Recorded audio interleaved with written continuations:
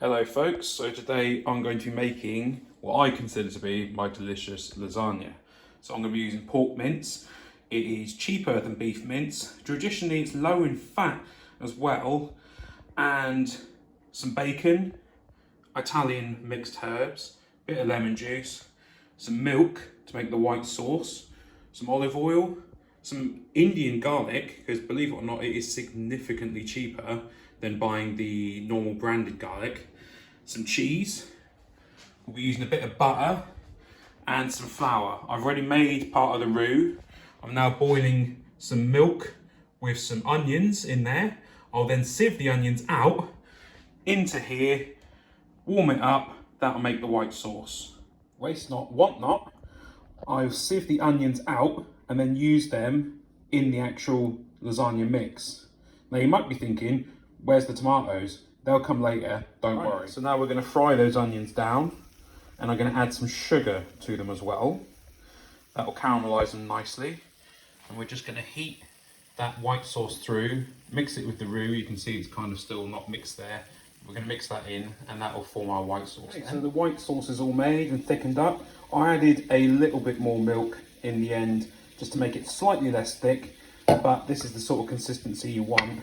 You can make it less thick if you want, but this will make a really nice sauce to go on top of the lasagna sheets. So now I've got some sugar in here. Might seem like quite a bit of sugar, but that'll give it a nice sort of sweet taste and take away some of the bitterness that can come from the garlic and the tomatoes. So we're going to let that simmer and just really nicely soften up those onions. And also cooking the garlic at this early stage can get rid of a little bit of the bitterness.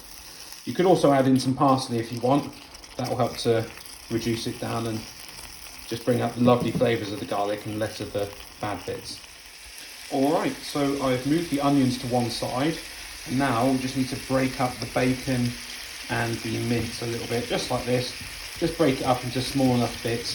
If you cook it in too big a chunks, it doesn't go very nicely between the pasta sheets. You just need to break it up like that.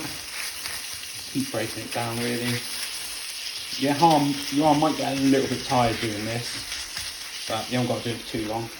You just got to break all the bits up.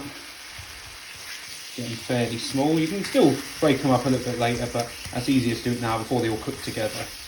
Now I know what you might be saying, shouldn't you cook the meat first? Because you're putting raw meat in with the cooked onions.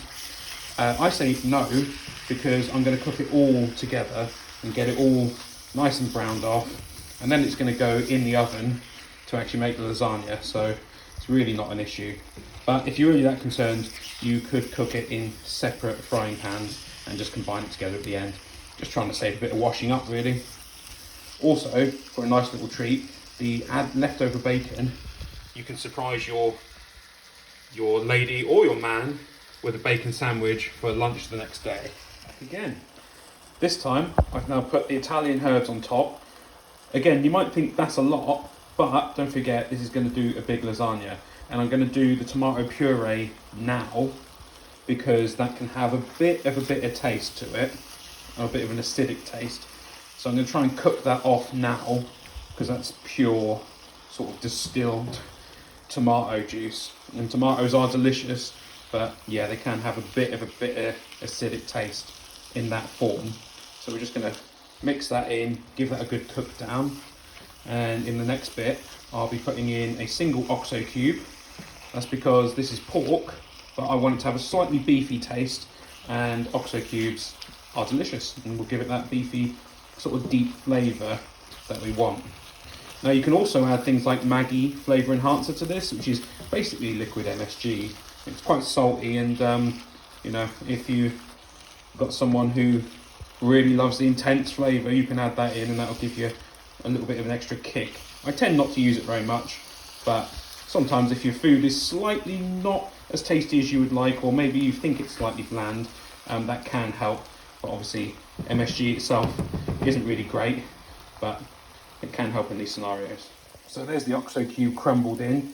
Now you might say, why are you putting in so much passata?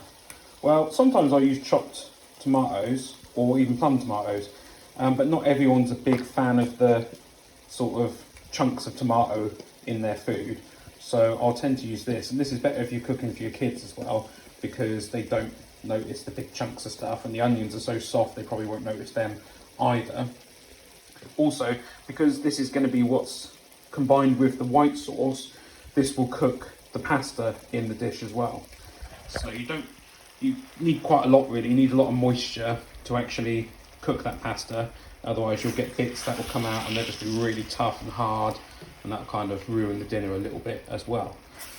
So I'm just going to mix it in, and then once all that is mixed in, I'll turn the heat down to 1 on the hob, and then just allow that to sort of simmer. Now, I am using a cast iron pan, or actually it's spun iron, from a company called Netherton Foundry. They're not too expensive, they're all handmade, and spun iron is a lot lighter.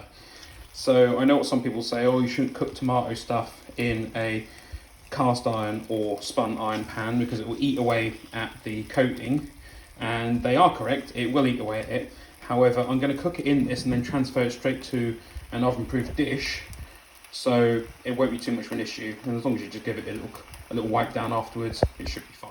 Okay, now I'm satisfied that has cooked down enough. I'm going to add some cheese slices in. In all honesty, some people get really precious about what cheese to use. I'll just use whatever one I've got out of the freezer on that day, and this is Mazdan. Maybe it changes the taste of the meal a little bit, I don't know, but everyone seems to love this, so we'll see if they love this version. Next up, we're going to layer the bottom of the oven-proof dish with pasta sheets or lasagna sheets. Now, you might say, wow, that looks really dirty. What are you doing? It's not really dirty. I cooked a shepherd's pie in there yesterday, and I've took it out, put the rest of it on a plate to have for another day, and I figured, why not just use it again? I could wash it all up, but that seems like a bit of a waste because it's only a bit of burnt on gravy. So I'm just going to layer in the mix here, and then put a layer of pasta, and then put some of this and some mix and some more pasta, and then I'll show you the finished result before it goes in the oven. So there's the layered product. Now what I like to do at the end is mix a little bit of the leftover roux or white sauce and mix it with a bit of water, because obviously the pasta needs to cook. So I like to have a little layer of water on the top, and then what I'll do is I'll either grate some cheddar or Parmesan, or just lay some slices of cheese on top. Then I'll wrap the whole thing in tin foil, bake it on 150, and then I'll let it cool down, leave it alone, and then when we come back from our workplaces, heat it up again to 150, and it's such a big sort of meal here. Layers and layers of pasta and bolognese mix and white sauce. Then we have it with some chips maybe, or with a little side salad if we fancy that. And then right at the end of cooking, for like say the last 10 minutes, I'll take the tin foil off just to let the cheese brown up on top. It's now ready to be wrapped in tin foil and put in the oven. So I've topped it with cheese slices, slightly distanced apart, because then as the cheese heats up and melts, they'll spread to fill the area. And then I've topped it with some Parmesan. And the only thing I'll say is be slightly careful when you put the tin foil on so that it doesn't touch the cheese, otherwise you might lose some of it when you come to take it off later. There you have it. I've pulled the foil back. It's all cooking nicely in there. Maybe I'll add a touch more water because you got that bit there that looks a little bit tough. I'll add maybe a little dribble of water in there, turn it off, allow it to cool, and then when it comes time for dinner tonight, I'll simply reheat it, and for the last 10 minutes, take the foil off and let it crisp up on top. Should be delicious. I hope this has been helpful.